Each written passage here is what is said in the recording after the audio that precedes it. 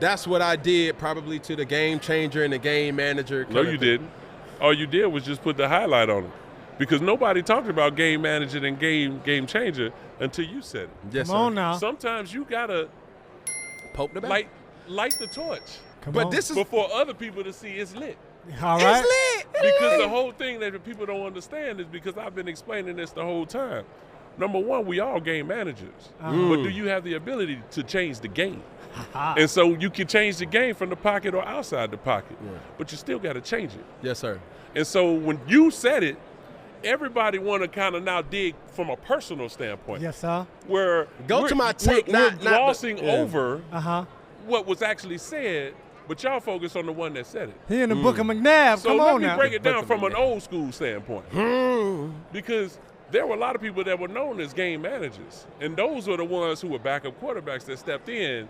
Just don't lose the game. Come on. We're not asking you to win it, but we asking you don't lose the game. Correct. The other people win the game. Uh-huh. Now, for the starting quarterback, if you have that ability to change the game from your athletic standpoint, the mentality, or how you can play the game, now all of a sudden you become a focus. If you become a focus, the 1 or 2 slot is a focus, instead of everybody saying we got to shut down him, we got to shut down him, and then we got to shut down him. But, yeah, we need to get to the quarterback. If you become that 3rd or 4th option, you ain't really changing the game. You're managing. You managing. Yeah. And so I love when people just want to come to you personally and compare what you've accomplished. He didn't jump on a fumble, and he didn't do this. He dressed weird. Like, what that got to do with my point? You know I know. Yeah. I got folks that want to throw dirt on my name. Yeah. But you can't throw a dirt on a man's name who stay clean. Come on now. Ooh. So I just, it's funny to me of where we are, because that conversation never would have been had unless you brought it up. For sure. Because now the focus has become real instead of, well, maybe he was right. But this is the thing, though, and I said this earlier on Dan Patrick's show.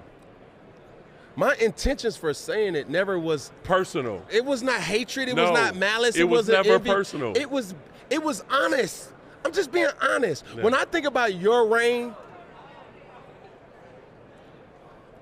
at the worst, I would say you was the 3rd best. And that's subjective. Hold on. But you don't see me getting all hot and bothered when you say that. Yeah. But listen. When I say the 3rd best, the 2 people that stick out, and I can put you in one, I can put T.O., I can put Westbrook, right? And you can shuffle that, but you're top tier in your team. You see what I'm saying? When I started thinking about, with this situation, he not even the top 3 in this. And that's not me saying I hate Brock. I love how he's been able to really impact. He's the definition of the underdog story that America loves to see. And we have to normalize honesty. Yeah. And I'm not, and just citing that for what it is. I never was trying to say like, bruh, you give me that roster and see what I never said that. Right. But that's where they want to go. That's where they're trying to go with it. It's bitter. go. He's bitter. Yeah. He don't. That's what we want to do.